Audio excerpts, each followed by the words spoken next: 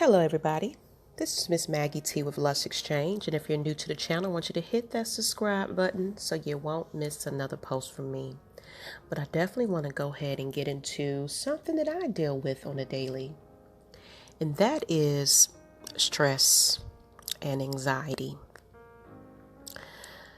and how it affects our everyday lives, how we carry ourselves. I want to leave you with this quote. It's not the load that breaks you down. It's the way you carry it. So oftentimes we take on so much of ourselves trying to be this strong person and holding everything in and not really dealing with it, just masking it with a lot of things. A lot of times we prolong it longer than it should be. And that in itself will break you down. Especially if you're not resting, you're fatigued, and your body crashes on you. And you're just, you're piling on everything, and it just finally wants to get out. And that's when you're panicking, and, you can't calm down. That's the difficult part about dealing with anxiety. It's how it feels as if it's taken over your body. But why do we worry? That's the question. As we get older and look back at our lives, many of us will think, I wish I worried less. And you know it because it's a whole event when we worry so much.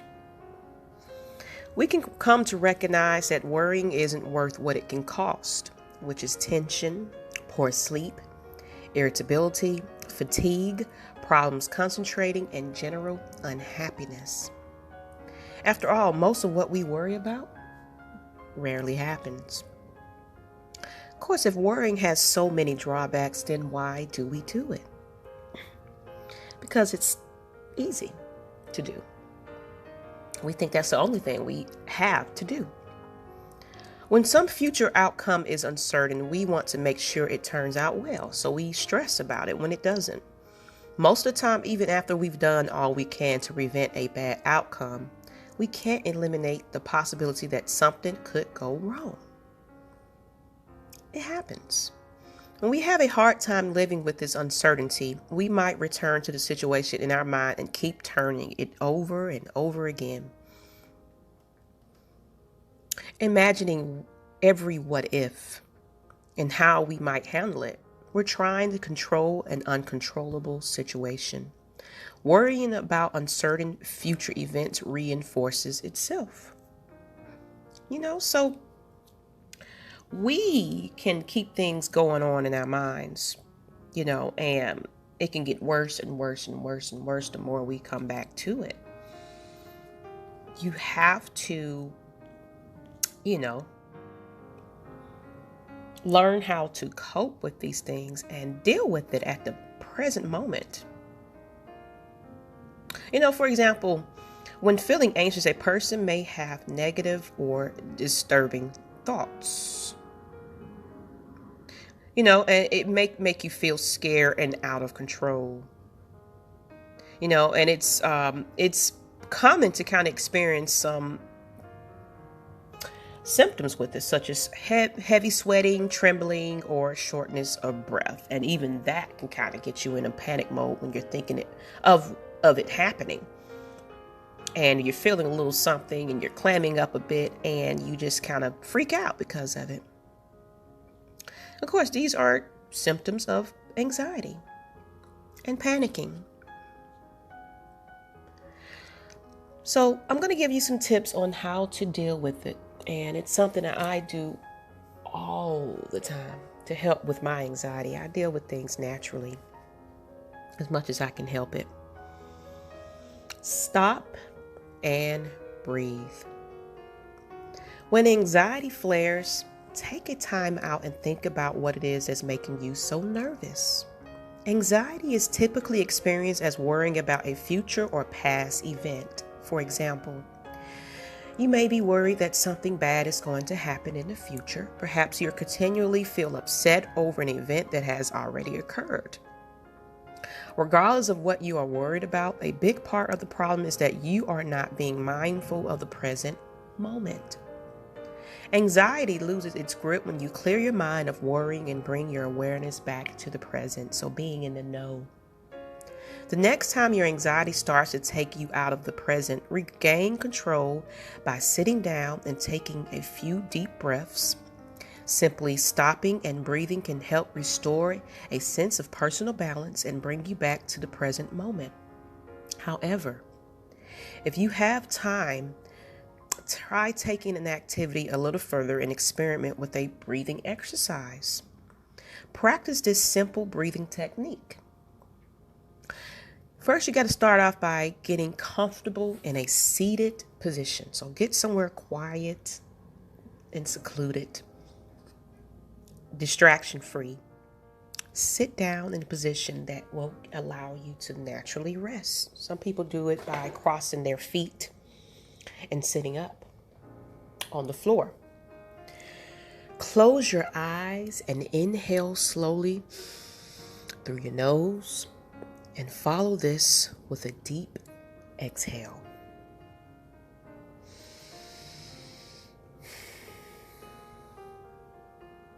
Continue to breathe deeply and fully, in and out slowly of your nose. Allow your breath to be a guide to the present. It's just going to take you into your body instead of what's going on around you. And what you want to do is use this mantra and state, be present as you breathe. Think of it, be present. With each breath in, think to yourself, be. And with each breath out, focus on the word present. So, be. Out, present. Keep that in your head. If that helps you with your exercise, breathing in, be. Breathing out, present. Breathing exercises are powerful relaxation techniques that can help ease your body and mind of anxiety while turning your attention towards the present. And it kind of gets you in the mindset to meditate. You want to use that time to do that as well. Figure out what's bothering you. The physical symptoms of panic and anxiety, such as trembling, chest pain, and rapid heartbeat, are usually more apparent than understanding just what it is making you anxious. However, in order to get to the root of your anxiety, you need to figure out what's bothering you. To get to the bottom of your anxiety, put some time aside to exploring your thoughts and feelings. Writing in a journal can be a great way to get in touch with your sources of anxiety. If anxious feelings seem to be keeping you up at night, try keeping a journal or a notepad next to your bed. Write down all of the things that are bothering you. Talking with a friend can be another way to discover and understand your anxious feelings. Make it a habit to regularly uncover and express your feelings of anxiety. Definitely. Focus on what you can change. And that big word is can change. Many times anxiety stems from fearing things that haven't even happened and may never occur. For example, even though everything is okay, you may still worry about potential issues such as losing your job, becoming ill, with this COVID thing, it's got everybody in a panic, or the safety of your loved ones. Life can be unpredictable, and no matter how hard you try, you can't always control what happens. However, you can decide how you are going to deal with the unknown. You can turn your anxiety into a source of strength by letting you go of fear and focusing on gratitude to letting it go. Replace your fears by changing your attitude about them. For example, stop fearing losing your job and instead focus on how grateful you are of having it. Come to work determined to be your best. Instead of fearing your loved one's safety, spend time with them or express your appreciation of them. With a little practice, you can learn to dump your anxiety and pick up a more positive outlook. At times, your anxiety may actually be caused by a real circumstance in your life. Perhaps you're in a situation where it is realistic to be worried about losing your job due to high company layoffs and talks of downsizing. That's something you can't control. But when anxiety is identified as being caused by a current problem, then taking action may be the answer to reducing your anxiety. For example, you may need to start searching or scheduling interviews after work. So kind of preparing yourself for the unknown of losing that job. By being more proactive, you can feel like you have a bit more control over your situation. And focus on something less anxiety provoking. So kind of getting yourself out of the situation sometimes. At times, it may be most helpful to simply redirect yourself to focus on something other than your anxiety. You may want to reach out to others, do some work around your home, or engage in an enjoyable activity or hobby. And here are a few ideas of things you can do to kind of take your mind away from that anxiety. Do some chores or organizing around the house. Sometimes just a clean house creates a clear mind when you can just sit back after that and relax. Engage in a creative activity such as drawing, painting, or writing. A lot of time that is definitely a therapy help. I mean, you can kind of just use your imagination, just use that paintbrush or that pen and create something beautiful that you could be proud of. Just to kind of get yourself into the activity and not necessarily the stress that you're feeling. As well as go for a walk or engage in some other form of physical activity. That alone is a great stress release, because not only are you, taking your mind off the anxiety, you will feel better after working out. Listen to music, and that's one I definitely do often. Music is my go-to therapy. I put on something that's part of my mood, and I just get in the zone, and it helps me a lot. I love music. I have a very high gallery of different types of songs too. It's different genres and things like that. So I don't even stick to just one sound. But it just helps relaxes me. And as well as pray. We definitely have to pray if you're religious, or meditate. Like I stated earlier, meditation and praying is probably the best thing you can do for yourself, because meditation takes you into a entirely different zone. And within those few minutes of time that you're doing so, 15 minutes or however long you want to do it, it's just a time to not distract yourself, and it takes you away from everything that's outside that area and causes you to focus on the activity.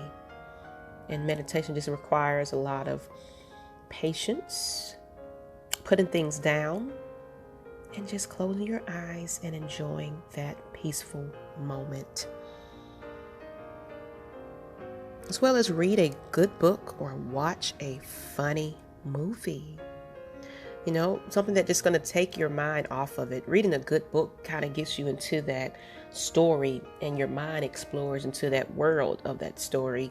And before you know it, you read a whole entire book, and you're feeling so much better because your mind was taken away from what was causing that anxiety. And of course, a funny movie, laughter is good for your soul. Laughing just knows how to take everything away. And laughter is contagious as well. So get with people that you love the most and just find a good movie and curl up a little bit and just laugh your butt away. Most people are familiar with experiencing some anxiety from time to time. However, chronic anxiety can be a sign of a diagnosable anxiety disorder. So some things, natural ways may not help. When anxiety affects one's relationship, work performance, and other areas of life, there is a potential that these anxious feelings are actually an indication of a mental health illness. And it's okay if it is. There's help out there. If you're experiencing anxiety and panic symptoms, talk with your doctor or other professionals who treat panic disorders. They will be able to address any concerns you have, provide information on diagnosis, and discuss your treatment options. Or, not even just speaking with your doctor, take a step additional to that, and maybe finding a therapist. Sometimes when we talk to other people that are on a professional level, other than just talking to friends, because of course we try to help, but we may not have the best answer. A therapist may have more of ways to kind of cope with these things based on your situations that you're dealing with. So they can custom make a method of treatment for you, so trial and error type of situations. They'll give you some things and tips to do and to try. And, you come back and analyze how it may have affected you for that week. And, a therapist just can give you more of a clinical way of going about things. And it's okay. And you don't even have to tell anybody that you're going to speak to a therapist. I do. And I feel like all these coping mechanisms is just not helping me and I'm still stressing out. It's okay to talk to somebody about it. And you'll definitely thank yourself for taking that step into recovery. Because in order to get better, we have to take that first step. We have to recognize that you're not the only one. You're not alone. And that's why some people just deal with stress and keep it to themselves because they feel like, well, I'm alone in this world. And it's not true. There are people that do care about you, but when you shut them out, they may not know that you are suffering. They may not know what's going on. So reach out to somebody and talk to them. We'll help you. I do hope that these steps help you get through these times. And I do appreciate that you guys tune in to me each and every week. And I hope your day goes well for you. And that's all I have. So go ahead and hit that subscribe button, share this content out to everybody. I appreciate the ones that do and that comments and just tell me all the time that they enjoy what I, bring to them. I hope this message does find you well, people. Until the next time, this is Miss Maggie T with Lush Exchange. Have a wonderful day, people. Peace.